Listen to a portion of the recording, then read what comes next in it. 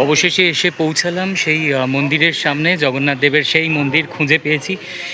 সুবিশাল মন্দির, সুবিশাল মন্দির। সেই মন্দির এখনও পর্যন্ত অজানা, কলকাতার অনেক লোকই জানে না যেখানে এত বড় একটা মন্দির রয়েছে। পাশেই হচ্ছে শিব মন্দির। এখানে মন্দিরের ছড়াছড়ি, আমি বললাম এই রাস্তাটার শুরু থেকে এখনও পর্যন্ত আমি যতদূর এসেছি অনেকটা রাস্তা কভারেজ করে এসেছি, কিন্তু শুধু মন্দিরই মন্দির। এখানে এই যে রথযাত্রা 2026-এর, তার জন্য এখানে গাড়ি তৈরি হয়েছে যার মধ্যে প্রচার হবে, বা কিয়স্ক লাগানো আছে যার মধ্যে এই কিয়স্ক, এখানে রথযাত্রার গাড়ি রেডি হয়েছে মোটামুটি।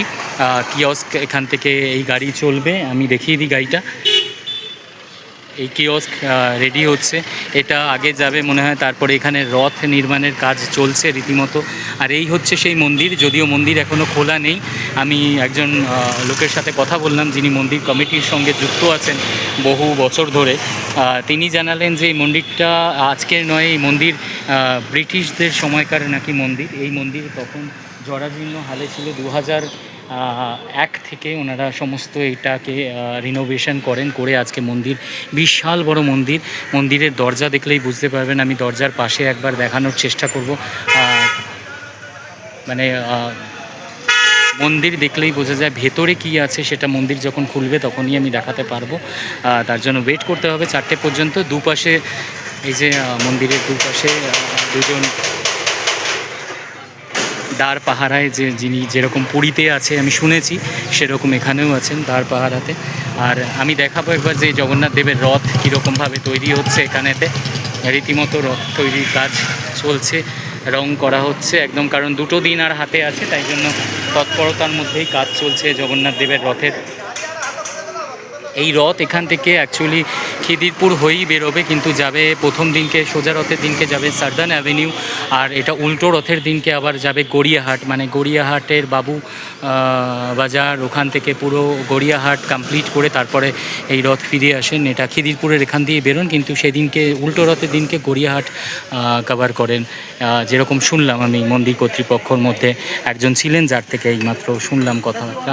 মন্দিরটা দেখায়, কত সুন্দর রথ, কত সুন্দর রথ তৈরি হচ্ছে।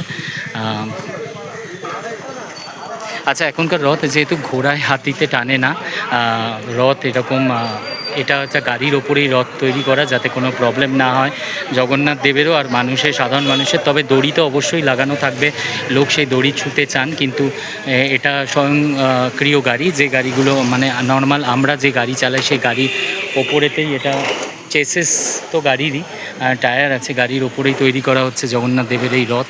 খুব সুন্দর রথ তৈরি করা হয়েছে, ওয়েল্ডিং সমস্ত হয়ে গেছে, এবারে রঙের কাজ চলছে।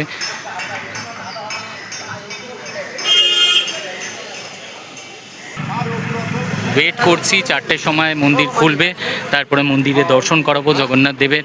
আমিও নিজে দর্শন করব। এত পুরনো একটা মন্দির, যেটা জনসমক্ষে আনাটাই আমাদের কাজ, মানে মানুষজনের কাজ। যারা জানো তারা এরকম, যাদের জানাশোনা যদি এরকম থাকে, অনেক মন্দির আছে যেগুলো অনেক পুরনো, অনেক প্রাচীন মন্দির, সেই সমস্ত মন্দির এখন প্রায় লোকে জানেই না। যেমন খিদিরপুরে এত আসা, ফ্যান্সিতে মোটামুটি আমরা সবাই আসি, খিদিরপুরে আসি, কিন্তু আমরা এই মন্দিরটার সম্পর্কে জানি না। আমরা এই জগন্নাথ দেবের এত পুরনো মন্দির, এত সুবৃহৎ মন্দির, এটা সম্বন্ধে আমরা কেউই জানি না, মানে অনেকেই জানি না। এবারে বহুজন জানি না মানেই 100 জনের মধ্যে 90% লোক জানেন না, তো 10%ই লোক জানে। সেই 90%ই যাতে লোক জানে, তার জন্যই আজকের এই ব্লগ। তো সঙ্গে থাকো, মন্দির খুললে পরে অবশ্যই জগন্নাথ দেবের দর্শন করাবো আর দেখাবো যে আমাদের এই পুরনো প্রাচীন জগন্নাথ দেবের মন্দির।